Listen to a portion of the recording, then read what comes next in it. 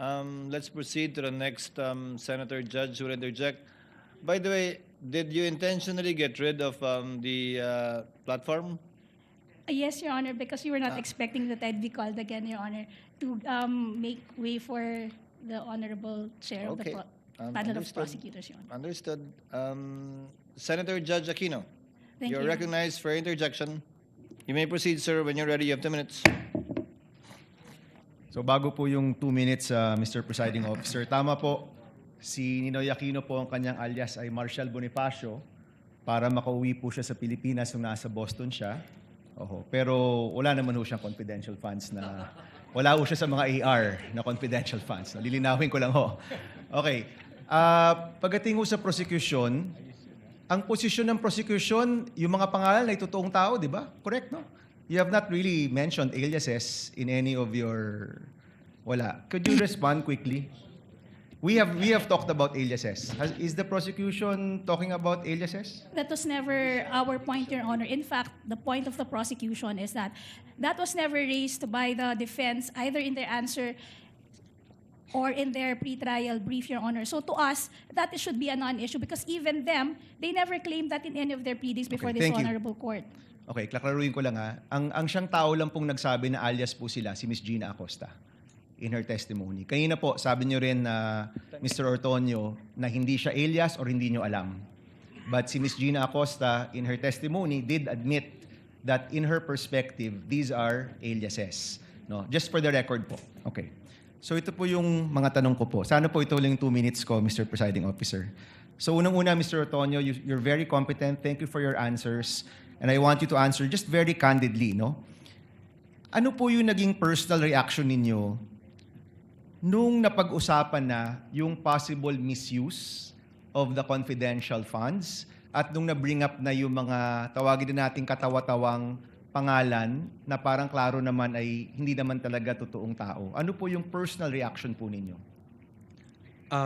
Initial reaction, sir, would be, of course, merong questions, sir, no? There would be questions. But again, sir, I go back to the presumption, sir, that there is regularity in terms of the implementation, sir. Okay. So, may I ask, since you're in the top leadership of the OVP, nung nabibring up na to, ano yung personal reaction, kung alam nyo lang, ng Vice President, ng Chief of Staff, other leaders in your group, nung napag-usapan na posibleng nabigay yung pera sa mga kakaibang pangalan o baka hindi totoong tao, what was your reaction? What was their reaction? Would you know? Nag-meeting ba kayo? Did you call for an emergency meeting? Did you have a huddle in your office to talk about this?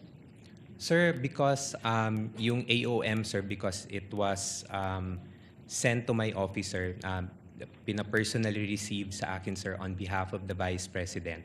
Of course, I provided a copy to the Chief of Staff, sir, and the Vice President.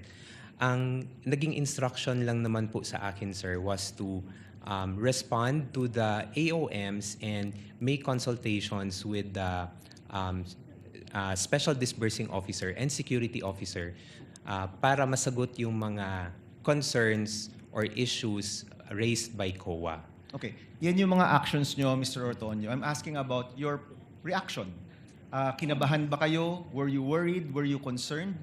Was there any concern shown by the Vice President, by the Chief of Staff, by people in your office na posible itong perang ito ay hindi nagamit sa tama?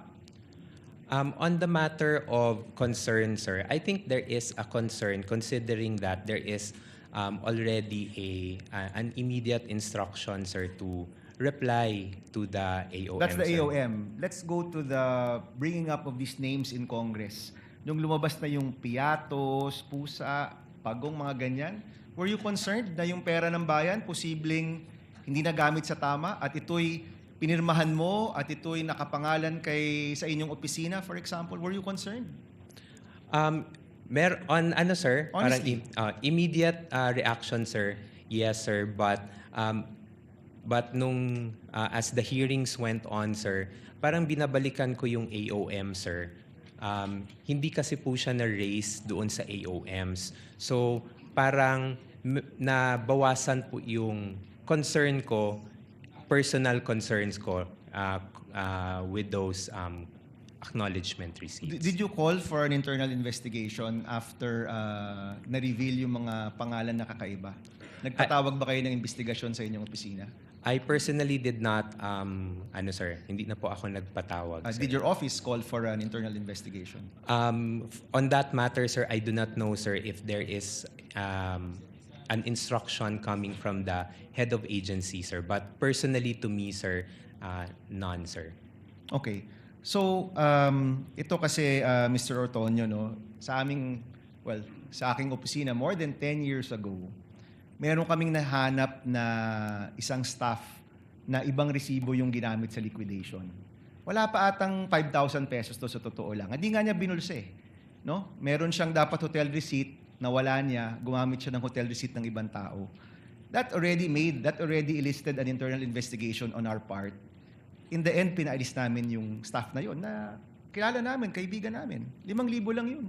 So the common response we are looking for is that kapag pera to ng bayan, action ka agad at hanapin nyo talaga kung saan nagamit tong pera to. Kaya I'm really wondering what were the actions and reactions of people. So ito yung tanong ko rin, no?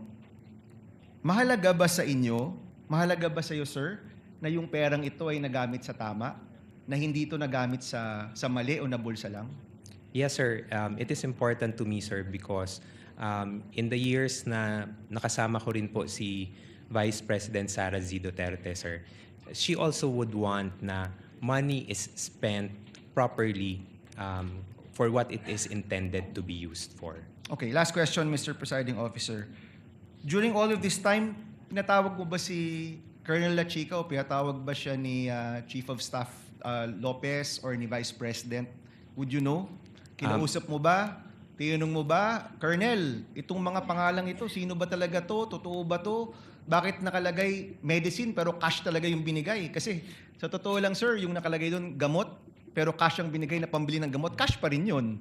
'Di ba? So in short, yung 500 million parang puro cash yun. Wala man talagang supplies or tables and chairs because that presupposes na ang binili nyo yung tables and chairs or supplies. You actually gave cash na 500 million. Pinatawag niyo po ba si Colonel La Chica at tinanong, as public officers, we have to exercise the diligence of a good father of a family. No? That's in our oath.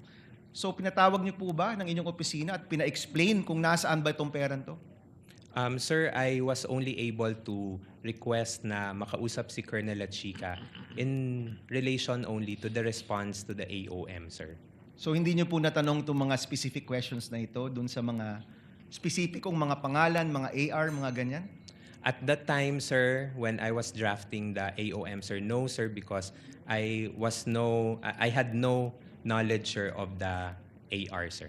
Salamat, Mr. Presiding Officer. Thank you, Senator Judge Aquino.